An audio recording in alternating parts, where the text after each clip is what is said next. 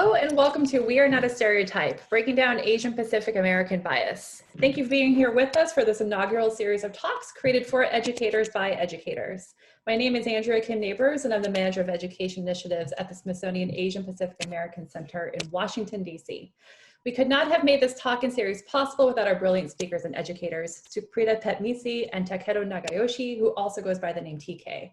We're grateful for the space they're creating with us to talk about the bamboo ceiling and challenging leadership stereotypes. As Suprita, TK, and I are different parts of the United States, we want to begin this talk acknowledging the people and lands our speakers are currently on. We would like to acknowledge the people of the land, past, present, and future. The Piscataway, the original stewards of the area commonly known as Washington, D.C., where the Smithsonian Institution is located. The Lenape, the original stewards of the area commonly known as New Jersey, where TK is located. The Potawatomi, Ojibwe, Ottawa, the original stewards of the area commonly known as Chicago, where Suprita is located. We also want to take a moment to recognize those nations who are not acknowledged, yet occupy or have occupied the lands we teach on. I would also like to take a moment to thank our sponsors, since this series would not be possible without their support. This project received federal support from the Asian Pacific American Initiatives Pool, as well as support from Expedia. We would like to thank them for sponsoring this series and for making this learning opportunity available online for educators across the country. I'm now pleased to introduce Suprita Petmisi, activist, DEI capacity builder, teaching artist, and anti-racist, anti-bias educator, and Takeru Nagayoshi, again, also known as TK, the 2020 Massachusetts Teacher of the Year, educator, education coach, activist for education equity, and leadership consultant, for their talk breaking down the bamboo ceiling and challenging leadership stereotypes. Suprita and TK, thank you. Thank you so much for that, Andrea. Hi, everyone. My name is Takeru Nagayoshi. Again, also go by TK, and I am a high school English and research teacher at New Bedford, Massachusetts. And I'm joined today with my lovely, lovely host, Suk. Hi, everyone. My name is Suprita Petmisi. I use she, they pronouns. I am a Laotian American. I also am getting reconnected with my Vietnamese roots in my current adulthood. And I work for Teach for America. I actually head the Asian American and Pacific Islander Community Alliances on our National Community Alliances team. Really excited to be here with y'all. You know, the bamboo ceiling is something that has, when we were thinking about this talk, has actually plagued, and I use the word plague not to mean, you know, I mean, this is a big thing that has plagued TK and my own experience throughout our different careers. Thinking now, like, if I were to be introducing myself to y'all as the head of something, I would have been really surprised because a lot of my life when I was actually trying to figure out my career path was not an easy one. And so we wanted to really talk about the bamboo ceiling, particularly through the lens of Asian American folks, to give you a sense of potentially what may have been going on throughout your career, or, you know, you may be somebody who is thinking about or working with folks who identify similarly to us and might not be able to see this. So a lot of what we've been really trying to analyze here is, like, what are some of the unseen things that actually, like, keep us back in our careers? What are some of the things that might show up for us that might not show up for others, depending on what we look like, our backgrounds, our experiences? And we wanted to do all that through a really fun activity today. So before we get into that, though, let's just explain a little bit about what this is. Yeah. So I'm going to give a context about what the bamboo ceiling is. But before I do, Suk, I always forget, I identify as Japanese American, so that's my Asian ethnicity. And I also go by he, him pronouns. All right. So the bamboo ceiling is very similar to the term glass ceiling, which also similarly describes the invisible barrier that women face in professional spaces. It's a relatively new term, bamboo ceiling, first coined in 2005 by Jane Hyun in her book, Breaking the Bamboo Ceiling, Career Strategies for Asians, which explores how the cultural and organizational factors that exist in our professional spaces oftentimes impede Asian career progress in the United States. Definitely. The bamboo ceiling describes the implicit and sometimes very explicit barriers that exclude and or underrepresent Asian folks in professional spaces, particularly those in upper level management and leadership positions. The bamboo ceiling is observed in all sectors of professional society, from media to the government, to business, to sports, to academia. We're going to be talking a little bit about how it shows up in nonprofit spaces. The bamboo ceiling can also manifest in several different ways, from underrepresentation to lower salary, and to poor upward mobility. Lastly, the bamboo ceiling can be attributed to several different factors, from cultural, for example, racist attitudes, to organizational factors such as diversity gap or no role models, mentorship, sponsorships, things of that nature.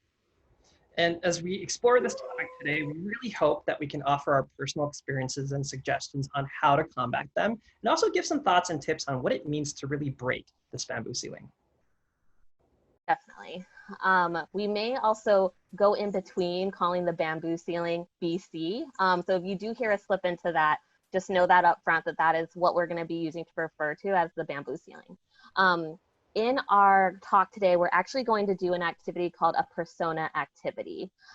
Instead of lecturing all the ways in which the BC, bamboo ceiling, manifests, we thought it'd be a little bit more exciting to do what's called a persona activity. Exciting is a very choice word here because you're going to hear about so many ups and downs that this persona, this person that we're going to take you on a journey with, their whole career journey and the ways in which there are peaks and valleys and all of that. We're going to focus on key milestones in their arc throughout their professional career to examine and analyze how the bamboo ceiling might show up for people of Asian descent. So I'm actually going to introduce you to Jennie. Jennie is going to be our persona whose career we're following in today's talk. We're going to check in on Jennie through 5 critical junctures of career, from first job to mid and to late stage career, to highlight some of the unique experiences she may be facing in the professional sector as an Asian woman. Something I will call out about Jennie, just to give you an idea of who she is, you'll see she identifies as Chinese American, more specifically Fujianese. Both of her parents are immigrants. She's also first generation American. She grew up in Clifton, New Jersey.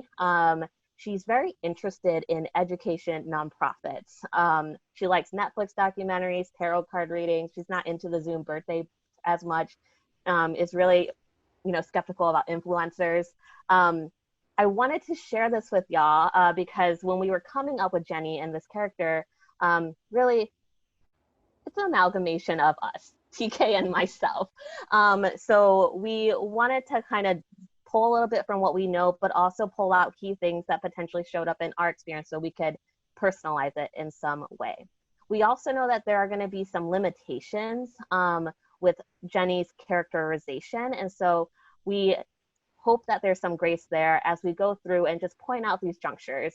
We know that, we are not monoliths, that the AA NHPI community is not a monolith, but there may be moments where Jennie's characterization feels limited in that sense.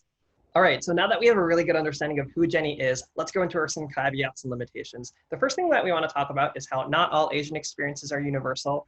By doing this activity, we are in no way saying that Asian people experience all or even any of these barriers that Jennie is going to face. And we also recognize that every Asian person is different in their experience, their careers are uniquely individuals in the many differing ways in which their industry, their geography, or their generation intersects. We're also mindful that the bamboo ceiling, even in its name, right, tends to center East Asian American experiences, and want to point out that there are inherent limitations in our activity and the BC metaphor in covering the diversity of the Asian experience.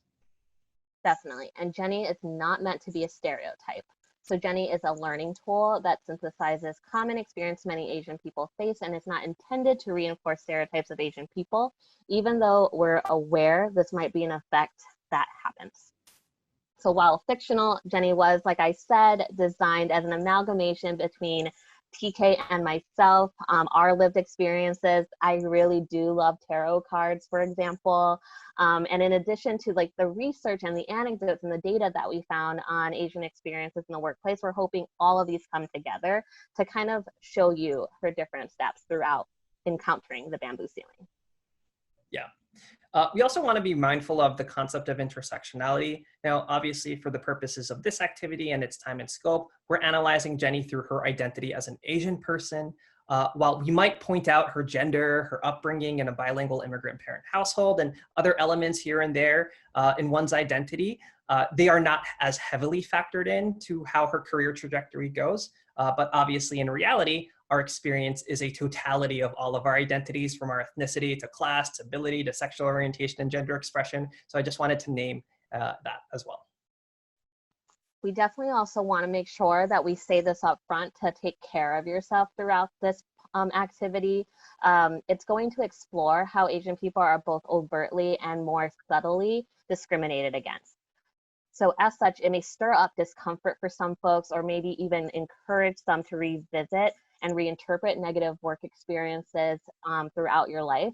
So just please be sure to check in with how you're feeling as you listen to us going through this, and be sure to take care of yourself. Luckily, you can always pause us and come back to us when you're ready to re-engage. We're here for you. So with those caveats out of the way, let's go into the persona activities. Super excited about this. As we've mentioned, there are 5 separate chapters, all of which are meant to exemplify different aspects of Jennie's career. And what we're going to do in each chapter is talk about some of the stories and experiences that Jennie goes through, and then also analyze it, right? So that being said, we're going to start with chapter 1. Early life and education, the ceiling is installed early. As immigrants, Jennie's parents do not speak English. Throughout Jennie's K-12 experience, they've relied on Jennie to help translate and navigate systems for them, from immigration to taxes and to utility and other bureaucratic services. Despite these challenges, Jennie performs pretty well in school, and as one of the only Asian students in her majority white district, she experienced bullying early on and learned to stay close with her small but close-knit group of friends. Her teachers and classmates would describe her as quiet, even though Jennie never really identified with the label. And at home, with her friends, she could be quite boisterous. Jennie wants to take on more extracurricular activities, but she's oftentimes busy looking after her younger siblings and helping out with her family's restaurant. During the college admission process, Jennie feels the weight of her Asian identity and how it might play out. She reads advice online that Asian students shouldn't check their race on the application because it might bias the admissions against her. She also heard studies on how Asian applicants have to score higher on GPAs and SAT scores than applicants of other races, including white students. This was especially true among prestigious colleges. Despite these hesitations, Jennie proudly checks Asian in her application and writes an essay about her Fujianese heritage. Jennie is set on attending Princeton University, but doesn't feel confident in herself during the interview process. She thinks she has bombed her interview when her alumni interviewer, an older white man from the more affluent Milburn, asked Jennie about her leadership experiences. Jennie doesn't have too many examples, and with few commonalities with her interviewer, she feels like she's sold herself short. Their interview ended up focusing on her schoolwork, and her interviewer rates her lower on indicators relating to leadership, charisma, and personality. She gets rejected from Princeton. All right, so let's try to analyze what's happening in this chapter. Now, even before entering the workplace, Jennie is already experiencing elements of the bamboo ceiling. From her dismissal by others as quiet to the psychological weight of identifying her race in the admissions process, we see Jennie grapple with the implications of being Asian in the United States. While we don't know if race determined Jennie's rejection by Princeton, we wanted to highlight how subjective judgments by our dominant culture can impact Asian people in the application process, even in lanes like academia that can overrepresent Asian people.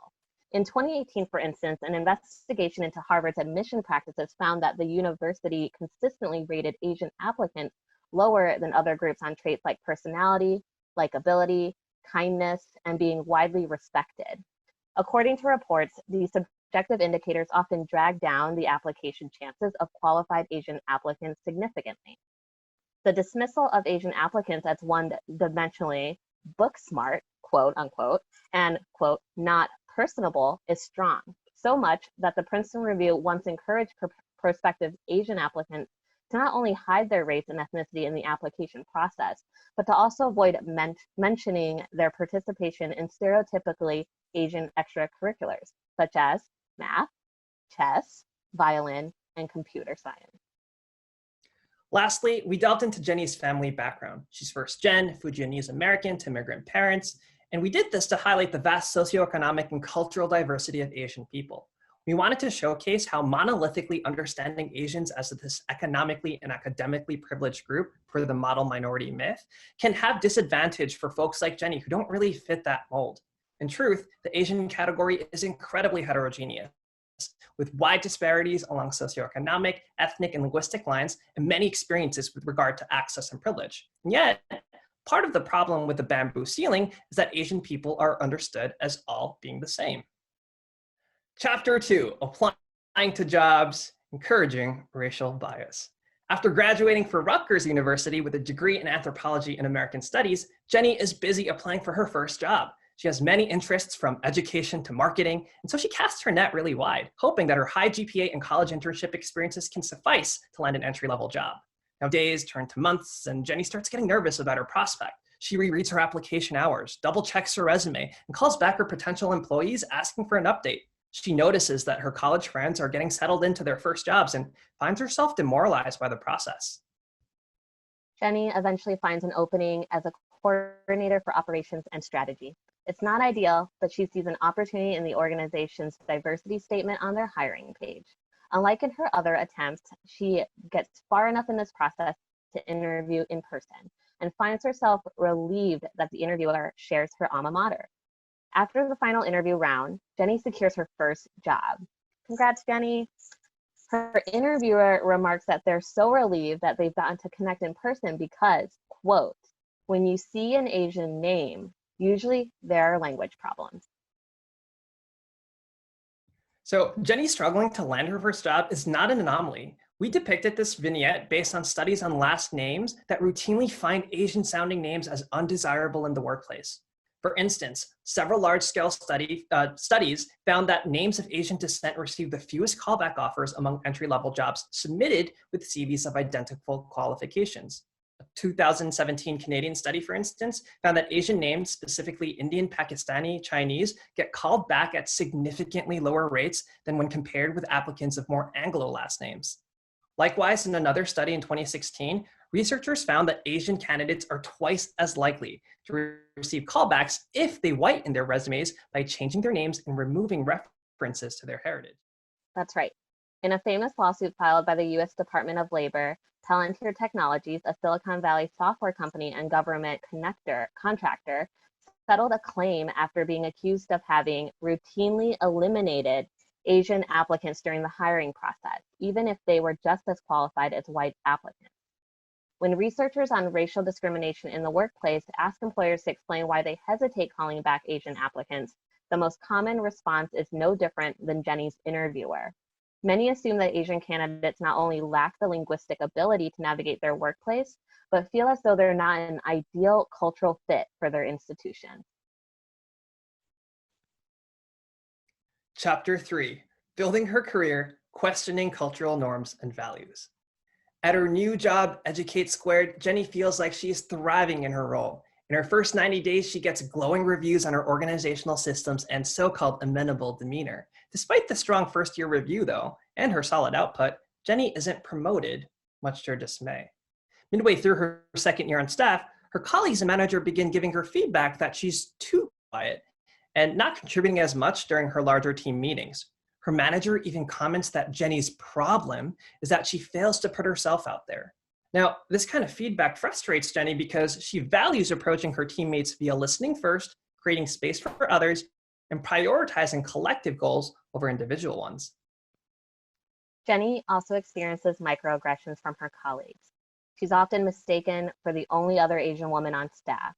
She gets asked where she's really from and is too frequently delegated to tasks that require spreadsheets and projections because, according to one senior manager, she's really good at math. This disappoints Jennie because she'd like to be involved in more creative decisions, but her colleagues see her better suited for roles dealing with operations, data analysis, and computational work. Rather than making a big stink of these microaggressions, Jennie bottles up her frustrations. She begins to feel like she's putting on a mask at work, and this sometimes affects her performance and her well-being. As the years go on, Jennie increasingly feels the disconnect between her personal values and the cultural values of her workplace, a predominantly white institution, or PWI. She notices that the leaders around her, who are mostly white men, take up a lot of space, make decisions on their own, and are praised for their individual accomplishments rather than their contributions to the team. This leader archetype is so at odds with how Jennie operates that she wonders if she'll ever be promoted to a senior level position.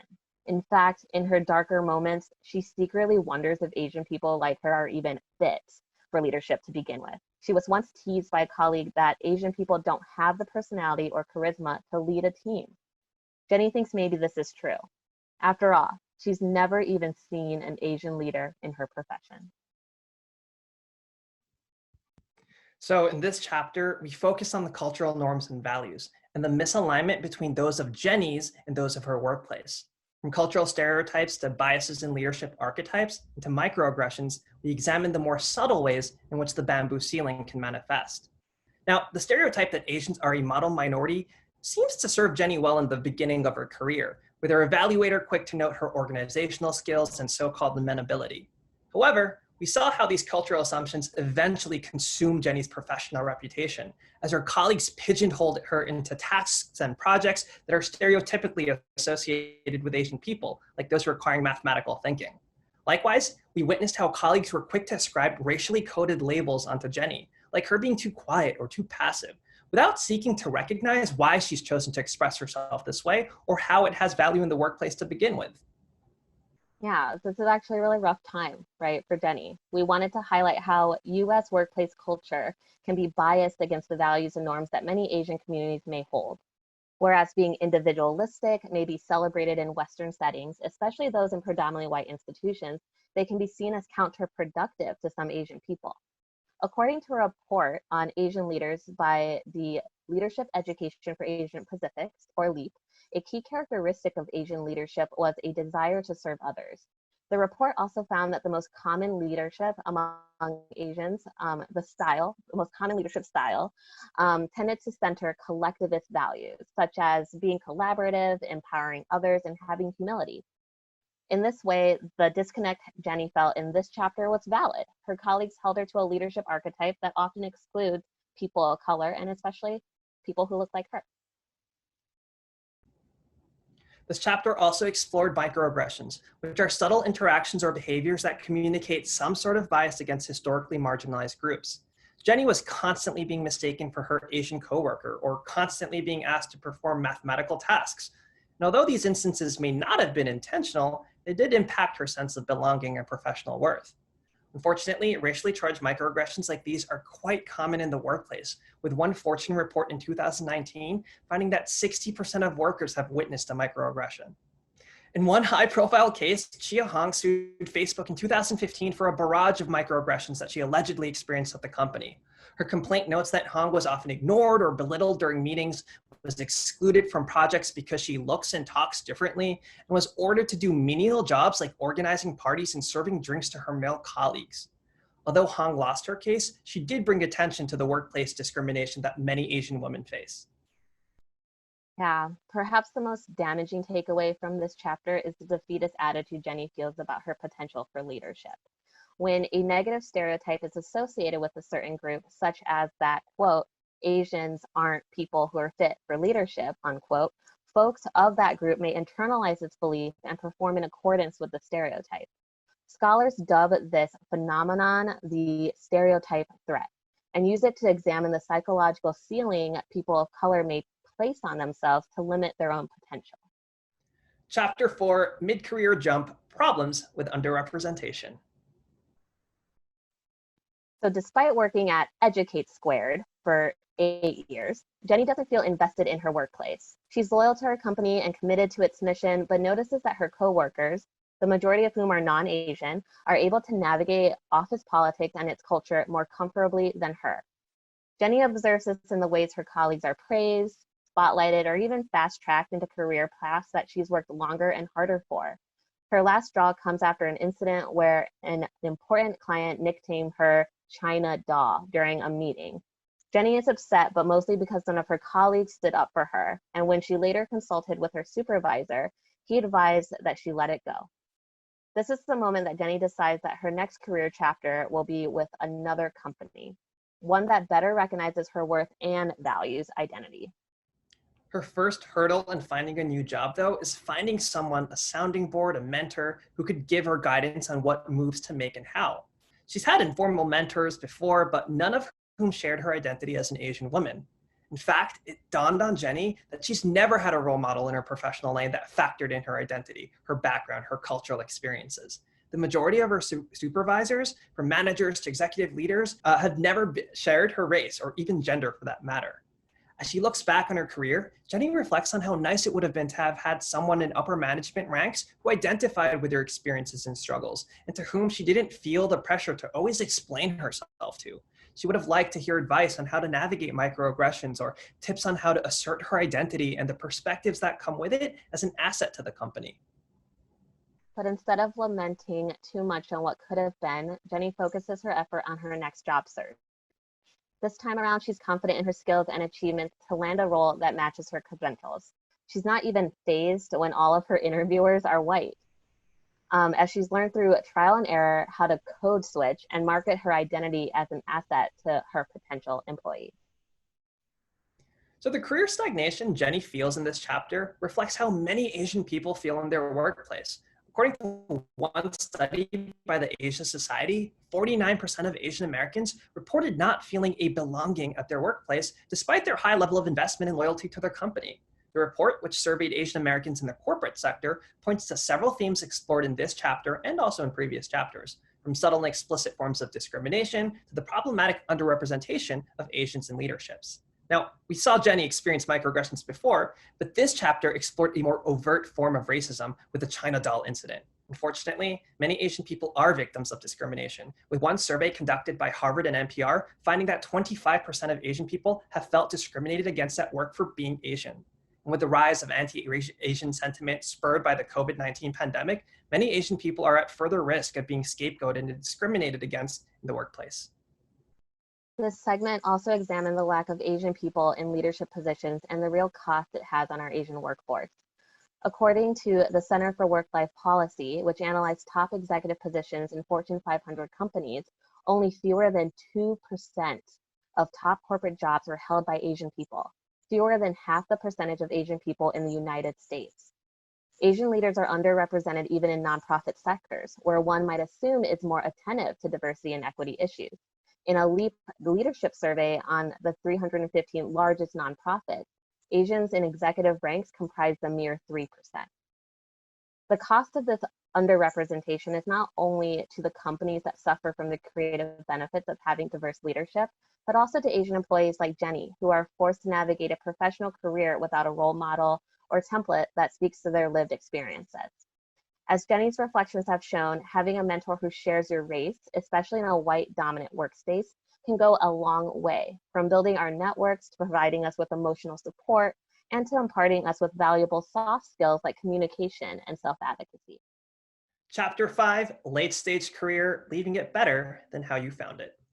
Fast forward 5 years and Jennie has landed her dream job. She has entered the late stages of her career and helps run an international education company that aligns with her values. As the chief of staff, she's the second in command. She runs quarterly board meetings, guides multiple departments, and gets to oversee her company's objectives, flexing that creative vision she always knew she possessed. Even so, there are times where she questions her professional value. She can feel like an imposter sometimes, as though she doesn't deserve to be a leader. There are moments of self-doubt that are amplified whenever Jennie is made aware of the implications of her race and gender on her leadership. For instance, a few years in her senior position, Jennie learns that her white male predecessor was compensated much higher than her, despite him doing the same job. She successfully advocates for higher pay, but wonders if her race and gender may have influenced her company's initial salary offer. Although Jennie finds herself financially secure now, she does hear on occasion that white male professionals in her lane are making more money than her. That said, as money was never really a primary goal, she doesn't think too much about it. Jennie sees herself as having broken through the bamboo ceiling as an individual, but recognizes that the ceiling is still intact for many, many others. It becomes a mission of hers to dismantle it by raising awareness and creating pathways that she didn't have early on in her own career. Vowing to leave her company better than how she found it, Jennie advocates for diverse and inclusive hiring practices, especially for leadership roles, doubles down on anti-racist training among her staff, and launches an affinity network and mentorship program for her employees of color. This last initiative is personal because it leans on the hardships Jennie experienced in her career and see other Asian employees continue to experience in theirs: blocks to promotions, microaggressions, and lack of mentorship opportunities. She creates what's called an Employee Resource Group, or ERG, that orients staff members to one another. The group begins as an affinity-based group where folks get to know one another, seek out support and peer-to-peer mentorship, and feel psychologically safe to express their needs and their barriers. So years later, on the day of her retirement, Jennie gets a send-off video message organized by her staff. The montage shows all the wonderful people that she's worked with, from old colleagues and mentors to new partners and fresh interns, all expressing their gratitude for Jennie's commitment to their growth and her sacrifice to the team and her passion in serving others. She resonates in particular to an anecdote by a young employee, also an Asian woman, who explains how the inclusive and supportive culture of Jennie's company changed her life. She describes Jennie as her role model and thanks her for the legacy she left behind. In that moment, Jennie realizes how much the workplace culture had changed over the decades, but more importantly, how much agency she had in helping push forth that progress. She knows that an individual can't change a system alone, but she's hopeful, knowing that she's made a difference by staying true to herself and the values her parents instilled in her, those of working hard and for and in solidarity with others. And as she leaves her company building for the one last time, she catches herself looking up, holding back tears. Jennie sees no ceiling, she only sees skies. In this chapter, we wanted Jennie to enjoy the fruits of her labor, so we depicted her as satisfied with her career arc because she's earned it. That said, we felt it important to also acknowledge the pernicious ways in which the bamboo ceiling can still manifest, no matter how successful one becomes. For example, we first examined the idea of a racial imposter syndrome, where people of color may doubt their accomplishments or not believe in their capabilities despite the evidence. After years of navigating white institutional culture, learning how to code switch for others, and even internalizing negative stereotypes about their race, a lot of leaders of color may find it difficult to own their success with pride. These sentiments are also exacerbated when people of color are confronted with situations that have to be examined through a racialized lens, like the racial and gender wage gap issue that nagged at Jennie. Now, according to the National Partnership for Women and Families, even in 2020, Asian women are paid 90 cents for every dollar paid to white non-Hispanic men. We do want to acknowledge that these figures represent an average, that observing data across different fields and positions or disaggregating the data altogether across different Asian ethnicities result in consistent results. A big problem in statistics that count Asian people is that one, there aren't that many Asian people who are counted, and two, they treat all Asian groups as the same. So for instance, while Filipino women are paid on average 83 cents for every dollar paid to white men, Cambodian, Bangladeshi, and other Asian ethnicities are paid on average fewer than 65% for every dollar paid to white men. On a more hopeful note, the chapter examined solutions to break the bamboo ceiling and the impact and responsibility we all have in building an inclusive, diverse, and equitable workplace culture. From anti-racist training to promoting leaders of color, we mentioned several institutional levers that chip away at the bamboo ceiling. But the idea of mentorship and building community through it is something that can't be emphasized enough. In Jennie's case, there was no Asian mentor throughout her career. So as a leader with a deep desire to serve others, it was important that she helped pave the way forward through mentorship or sponsorship. Mentoring is an invaluable resource for career development that is mutually beneficial to both the mentees and the mentors. Asian women in particular are often in cross-racial mentee-mentor relationships given the lack of mentors available at PWIs. However, through the visibility, exposure, and support that come through mentorship programs, Asian women who are often misunderstood and dismissed at work can find the affinity to keep them going. The Employee Resource Group, or ERG, that Jennie forms expands the idea of individual mentorship to a more collective community building initiative. An ERG is an employee-led affinity space that brings together folks of a shared racial background to advocate for more equitable working conditions, create spaces to unpack sensitive issues, develop future leaders, and help foster an inclusive workplace culture. In Jennie's case, the ERG convened fellow Asian employees and built the type of community that she didn't have in the earlier stages of her career. According to Bloomberg, ERGs help create a sense of belonging. And companies with dedicated ERGs have reduced turnover rates, increased performance on goals, and increased productivity as well as belongingness. While Jennie's experience ended up with her looking into the sky, the reality is that many Asian people and people of color in general are still stuck to the sticky floors and are blocked by bamboo ceilings. We want to acknowledge that Jennie's story, even though it is inspiring, is a fiction that reflects an exception to the rule.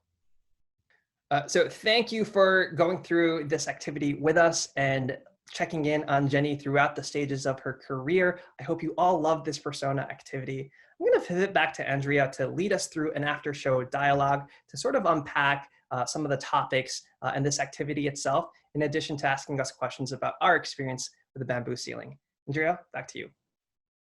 Wonderful talk. That was incredibly powerful and really meaningful. I could identify with a lot of things in there. Thank you so much for doing this and for walking us through the trajectory of this person's career, you know, from school up until retirement age. You know, there are so many considerations for listeners to take in, to figure out, as they think about and process Jennie's journey. Thank you. Thank you for doing that.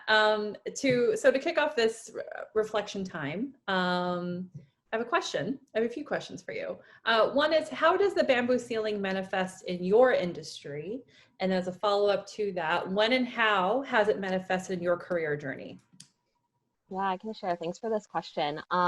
Yeah, I think I alluded to this a little bit in my intro about why this topic was so important for TK and I to kind of unpack together. And when we were going through and getting the research and trying to come up with Jennie's story or this persona activity, it was not hard to just pull from like things that happen in our own lives. And so, you know, when I think about the bamboo ceiling and myself and how it's manifested in like my industry, I'm in nonprofit. I particularly am in education, and I started out in the arts. And so there were all these things. First of all, I remember hearing about, you know, just if I was actually a creative person or not, that I have the chops to be in arts or to be in front of a classroom or to be a teaching artist, given that I came off as very quiet and very kind of, you know, the word I heard a lot actually in my career is I'm very submissive, I'm very diminutive, and actually that's not like how I am at all, but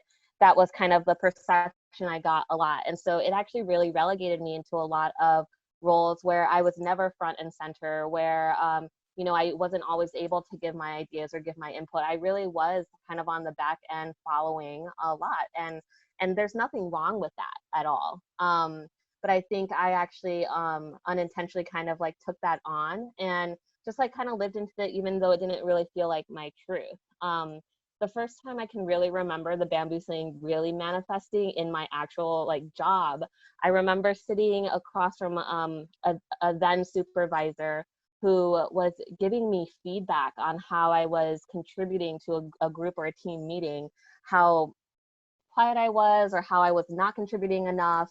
I didn't have any opinions. It seemed like I just didn't have ideas. And that was really the main thing, was that I was so quiet that like they're just like confused.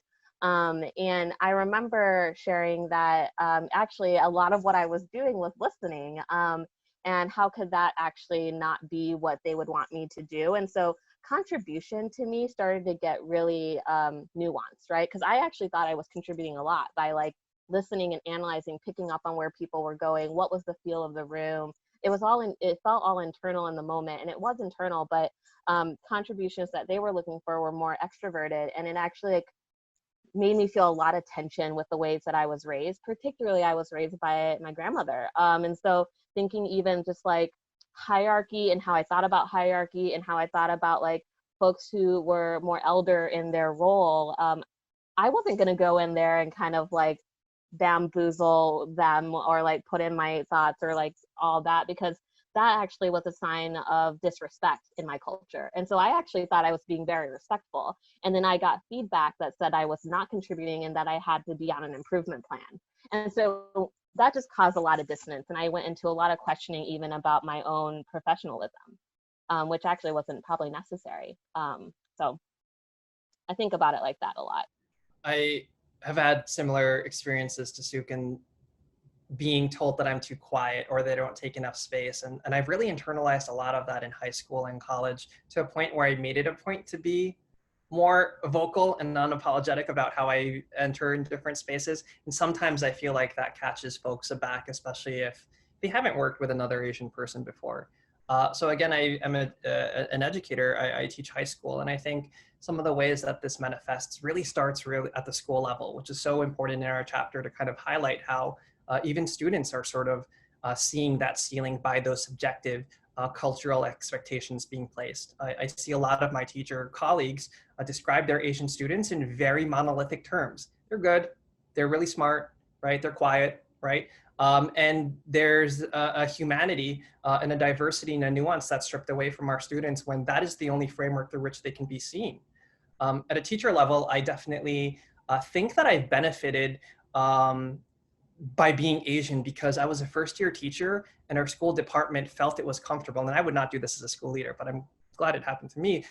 They made me an AP teacher for my first year, and they did not do that to other teachers. And I heard through some rumors and some other colleagues of mine that the only reason or one of the main factors that I got that was because I'm Asian, right? They felt as though that I'd be able to do a good job. And I think there's a general expectations among Asian teachers that they can do the academic stuff. I'm constantly asked what math or science that I teach, even to colleagues that I've been working with for a very long time. And so there's this assumption that Asian people don't teach English or humanities. And in leadership spaces, despite us sort of being promoted to academic deans or sort of instructional roles, you rarely see Asian administrators or school leaders at the very top level. And I think that sense of underrepresentation is a consistent theme even in spaces like education. The last anecdote that I want to share is just about my name. And I think it's a great example of the small ways in which we think this ceiling doesn't manifest, but it can even in tiny circumstances. So I go by TK now in professional spaces. A big reason for why that is because it's just an easier thing for people to say back. And I can tell you, going by Takeru versus going by TK is night and day in terms of how many times folks reference me, how many people piggyback off of me, how many people say my name, or even care to remember myself. And so, you know, it's one of those little sacrifices that I think we need to make. And it is for better or for worse, a choice that I've made because I feel like it makes navigating professional spaces easier. And I think there are moments where I feel upset that that's something that I have to do because it is a name that my parents have given me, but it's one of those small psychological impacts that I think being Asian and navigating Western culture can sometimes be like. Thank you both so much for sharing. The second question kind of asked to expand more on some of the things you've already shared with us, but you've mentioned that Asians aren't a monolith and that we should keep intersectionality in mind, of course. How do gender, ethnicity, and other identity markers impact how the bamboo ceiling manifests? Yeah, I'll share a little bit some personal experience. You know, when we were looking into this, a lot about the glass ceiling came up. And so for folks who don't know, the glass ceiling is just another term for what is happening within the bamboo ceiling, but the reason why the bamboo ceiling is through the Asian American lens. The glass ceiling is really around like women in workplaces and careers. And so we were even thinking like, oh my gosh, we should be also talking about the bamboo glass ceiling. And there's so many layers to that. But you know, we only had so much time.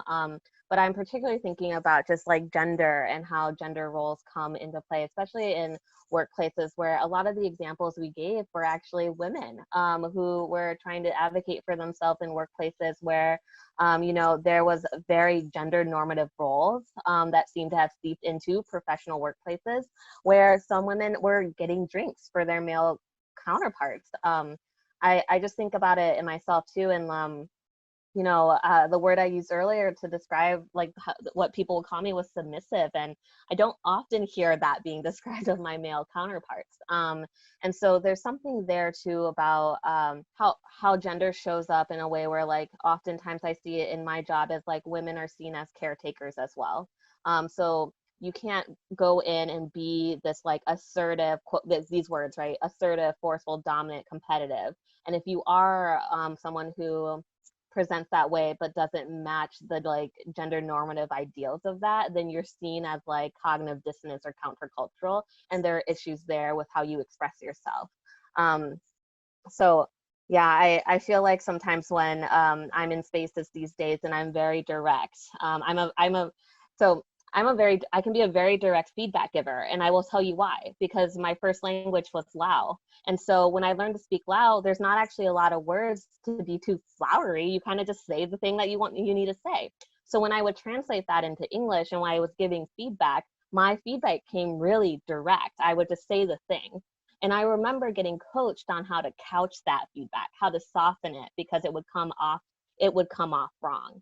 And there were all these ways that I was getting taught to code switch and not be myself because of my gender and the ways that I was supposed to present, that I didn't realize it was changing the way that I was actually just showing up as myself. And so that's like a small example of the like how I had to even police my own ways of being at work to be seen as like acceptable. I was really struck by the research that a lot of the reasons why employers were reluctant to hire Asian folks in that CV study, for instance, was because they were afraid that these Asian folks would not be able to speak English, right? And I think that's wrapped around in a lot of biases and discriminatory attitudes towards immigrants, folks with a different accents. And when we talk about intersectionality, it's not just race and gender, but a whole host of these other different identities that we all carry through.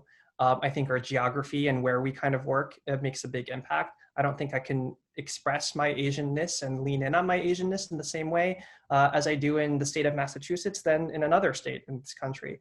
And I think all those aspects definitely coalesce into how strong that ceiling is, how tall, how short that ceiling is. It was important for me and Suk to make Jennie a woman to really look at the intersection between gender and race.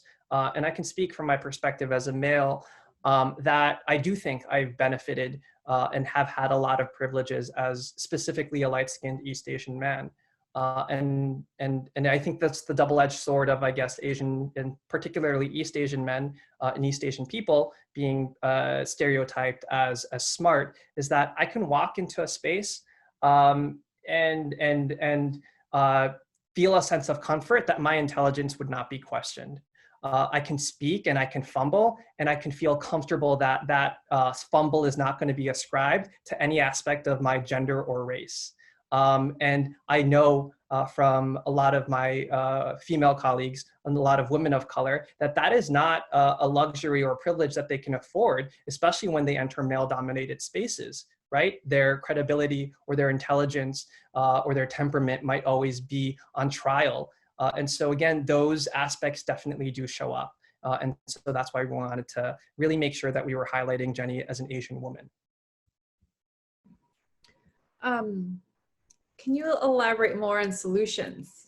How are ways we can break the ceiling? Yeah, maybe we can go back and forth here on this, because we also were like, okay, so do we want to call it breaking the bamboo ceiling? Because you don't really break. Can you break bamboo? Do you cut bamboo? Do you slash it? So we're like, we're getting caught up in the semantics, but the goal is like, hopefully the first thing we want to do is actually just like bring it into our reality, right? Because there's some folks who still do not see the bamboo ceiling or believe that it's there. And I think like that is a good first step, is you're on like, being on this talk, listening to this, and then like hopefully educating yourself and others and about how to identify its manifestations. And so being able to see how it manifests helps us to then counter that with ways that like we can mitigate the manifestations a little bit more. Jennie also helped us lead the way by advocating a lot of pretty sound policy and practices. I think we all have a responsibility, and for people of color, it is the burden, unfortunately, that they have to shoulder in a professional space, but we have that burden and responsibility to encourage for policy in our workplaces, for diverse staff, for affinity spaces to exist, for mentorship programs to exist, for us to be promoting anti-racist practices and culturally responsive values in the workplace. But I think a big thing that Suk and I really talked about was we really want to challenge the archetype of a leader in our country, both good and bad, actually, and challenge what good leadership looks like, and even reclaim and reframe the culturally coded assumptions on Asian people, and make it and be able to have folks talk about it in a more asset-based way. And so, for instance, we talked about being too quiet or introverted being a problem. One way that we can counter that is by saying, no, that person's not quiet and introverted. They're an internal processor. They like to think before they speak. You might hear some people say, yeah, that guy, he doesn't advocate for himself. He doesn't push himself too much. That was something that was said to Jennie. We can say, no, he's community oriented. He likes to invest in the team's growth and focuses on the collective win rather than just on himself. And likewise, instead of saying, she really keeps herself and she doesn't share her personal opinion in meetings, just like how Suk's experience was like. If I were there, I would have said, no, it's because Suk or she is good at managing conflict and gives feedback in private out of concern for group dynamics. And so there's always different ways to sort of reframe the culturally coded ways in which Asian folks are pigeonholed into, while also pushing back and being like, well, why do we value this sort of individualistic, domineering form of leadership? Is that really helpful for our organization? Yeah, that's right. And, to also say, like, there's actually, even just like right now, like there's nothing wrong with saying somebody's quiet or introverted. It's how you use it to set up barriers for where they could go next, right? Like the idea that quiet and introverted instantly becomes synonymous with like not good at their job is actually the problem here. And so the idea that like with archetypes, right, is that there's only one right way to be, there's only one type of leadership style you have to have to catch on or like get to social mobility, upward mobility, whatever that is. And that's what we're trying to challenge here, is that that is not true, and that there are many ways to lead and like lead from a culturally responsive way. So yeah, I would say, some other things I would recommend. We can share the resources of where we got our research, the things that we looked up, and also the organizations that we called out, particularly Leadership Education for Asian Pacifics, or LEAP, does a lot of professional development for APIA folks to kind of gain understanding about what it means to be a values-based leader and not shun your own values, right? Or at least to even be able to articulate them. And I think sometimes folks are searching for that, particularly folks who look like us. We're like, what can we do that's like for us, right? And so there's something there. And then something else that we mentioned was this idea around mentorship and sponsorship. And like we dug into like how oftentimes there are cross-racial mentorship and sponsorships that tend to happen a lot more based on studies within the Asian American community. And so thinking about what different ways does mentorship and sponsorship look like. Can there be co-sponsorship, multiple like mentorships? Can it be peer community led? How do we lean into this like desire to serve others and collectivism, right? If we think about those as assets. And so I think it's having some more radical imagination about what leadership can look like and who can lead. I think that's a powerful note to end on. Really a powerful note to end on. TK and Suk, thank you so much for this really powerful talk. I can't wait for viewers to take a look at this and to take in everything that you are sharing with us. Thank you both so much. And for those who are viewing, thank you so much for tuning into this talk. Yet another fabulous talk in this series, We Are Not a Stereotype. Again, please visit us at smithsonianapi.org/learn/not-a-stereotype to learn more about our speakers, TK and Suk, and view more talks debuting, rolling out through the rest of this year, throughout the early fall. Explore Learning Lab collections related to this talk, and be on the lookout for a brand new activity book related to this series coming out in the fall of 2020. Thank you so much.